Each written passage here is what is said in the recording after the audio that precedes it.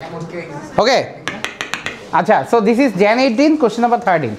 এই ম্যাথটা যা আছে এই ম্যাথের contents same as the one you did previously, just একটু অ্যাডভান্স হয়েছে কারণ ওইটা তো from 2012 অনেক আগে আর এটা 2018 6 বছর পরের ম্যাথ কিছু জিনিস আপডেট হয়েছে। যেমন for example if you see the question এইখানে না এটা আপডেট হয়নি আসলে, এটা আপডেটেড ব্যাঙ্ক অ্যাকাউন্ট মানে আপডেটেড ব্যাঙ্ক অ্যাকাউন্ট মানে কি আপডেটেড কি এটা updated cash booking.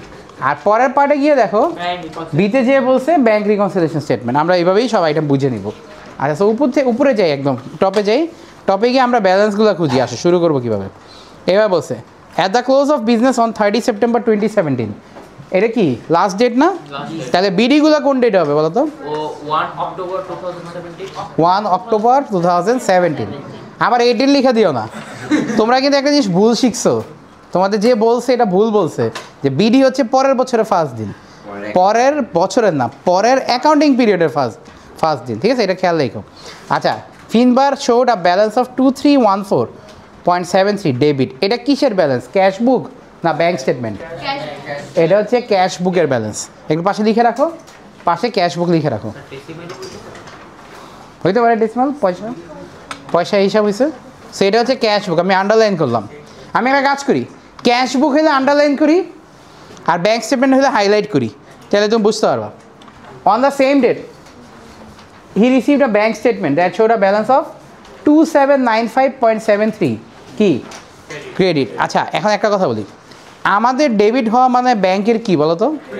Credit. So এখানে ক্রেডিট মানে হচ্ছে পজিটিভ বুঝাইতেছে। সো এটা নিয়ে পজিটিভ নেগেটিভের প্যারা নেই, এটা পজিটিভই বুঝাইতেছে, বুঝতে পারছো? আচ্ছা তাই তুমি যেটা করো, আমি কি বলছিলাম, আমি ক্যাশ বুক হলে আন্ডারলাইন করবো আর ব্যাঙ্ক স্টেটমেন্ট হলে হাইলাইট করবো। পাশে আরেকটা জিনিস লিখে রাখো যে ক্রেডিট মানে হচ্ছে ক্রেডিট ব্যালেন্স মানে হচ্ছে পজিটিভ। এগুলো অলওয়েজ লিখে রাখবা, পাশে লিখে রাখলে এটা কখনোই ভুল হবে না। তোমার কি মনে হয়? মেইন এক্সামে কিছু দেখারই দরকার নেই। আচ্ছা লিখবা। আচ্ছা on investigation he identified the following reasons for the difference, হ্যাঁ ডিফারেন্সগুলো পাইছে। এখন তুমি দেখো, তুমি যখন সেন্টেন্স পড়বা তখন তুমি টার্মসগুলো খুঁজবো, ওই যে ওই 7টা টার্ম বলো তো। প্রথমটায় কোন জিনিসটায় গোলমাল হয়েছে? Bank charges. Do you really think আমার আর পড়ার দরকার আছে? এটা কোথায় যাবে, ক্যাশ বুক না ব্যাঙ্ক স্টেটমেন্ট? তাহলে আমি আন্ডারলাইন করলাম। আচ্ছা সেকেন্ডটা আমি একটু পরে পড়ি। থার্ডটা দেখো, দ্য ব্যাঙ্ক স্টেটমেন্ট ইনক্লুডেড কি, এটা কোথায় যাবে? ক্যাশ বুক। এই যে অলরেডি ফরম্যাটটা কিন্তু ব্রেইনে একটু ইমপ্ল্যান্ট হয়ে গেছে, ঠিক আছে? আচ্ছা এবার দেখো ক্যাশ টেকিংস ব্যাঙ্ক, মানে ক্যাশ টাকা ব্যাংকে রাখছি, ওইটা ব্যাঙ্ক স্টেটমেন্টে এখনো আসে নাই।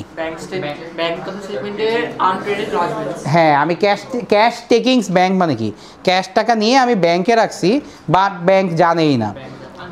এটা হচ্ছে আনক্রেডিটেড, তুমি এখানে লিখে রাখো আনক্রেডিটেড লজমেন্ট।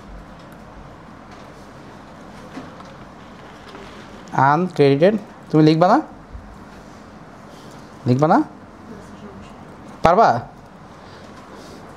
ঠিক আছে ওকে। লাস্ট ওয়ান এখানে বলছে two cheque send to suppliers during the month of September had not yet been presented. আচ্ছা এটা হচ্ছে আনপ্রেজেন্টেড চেক। দেখছো ওরা মানে ল্যাঙ্গুয়েজে বুঝাইতেই পারতেছে না, ব্যাপারটা লুকাইতেই পারতেছে না। আনপ্রেজেন্টেড, হ্যাঁ আচ্ছা ওকে। আর লাস্ট ওয়ান বলছে a customer had paid his account of 2300 by কি, মানে কাস্টমার থেকে টাকা পাইছি আমরা, ক্রেডিট ট্রান্সফার। আচ্ছা এটা হবে ক্যাশ বুকে। তাহলে দেখছো খেয়াল করছো, আমরা অলরেডি যারা নিজে চেষ্টা করতেছি, আমরা অলরেডি এই চ্যাপ্টারে কমফোর্টেবল হয়ে গেছি, আমরা আইটেমসগুলো বুঝে গেছি কোন দিকে হবে, আর একটু ল্যাঙ্গুয়েজ পড়লেই বুঝে যাই। আচ্ছা একটু আমি তোমাকে সেকেন্ডটা বুঝিয়ে দিই, তোমরা সবই বসাইতে পারবে, অ্যান্সার মিলবে, সমস্যা নেই। আমি তোমাকে সেকেন্ডটা বুঝিয়ে দিই। সেকেন্ডটার একটা এরর হয়েছে, ল্যাঙ্গুয়েজটা একটু পড়ো তো, কী বলছে? আসতে পারো। ক্যাশ বুক ব্যালেন্স করতে গিয়ে একটা এরর হয়েছে। ও কী করছে? ওভারকাস্ট মানে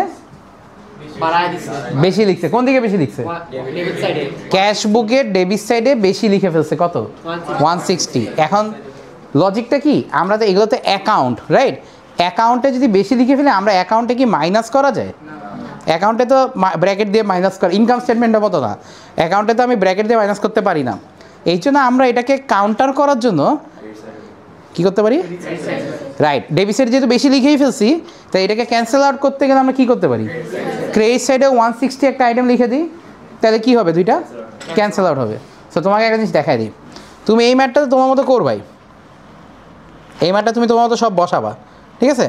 সব বসানোর পর এগুলো দেখে লাভ নেই, বলতেছি এগুলো তো এগুলোর মতো বসাবাই, আমি এগুলো সরাই দিই, দেখা যাচ্ছে গ্রেড এখানে 160 তুমি বসাই দিবা ক্রেডিট সাইডে, আর এখানে লিখবা এরর, তাইলেই হয়ে যাবে। ডেবিট সাইডে তো লেখা আছেই অলরেডি, তোমার যে ব্যালেন্স আছে এটার মধ্যে তো এক্সট্রা 160 আছেই, সো এটা লেখা লাগবে না। আর এটা কি রাইট না রং? এটা তো ভুল আগের থেকে দিও, বুঝছো? এই জন্য খালি ক্রেডিট সাইডে কী লিখবা, ওইরকম 367 সামথিং একটা ফিগার আসবে, ম্যাটটা পাশে করে নিও, ওকে? আর করার আগে একটা কাজ করো, এখানে একটু এইটার একটা ইফ পসিবল একটা take a picture of this.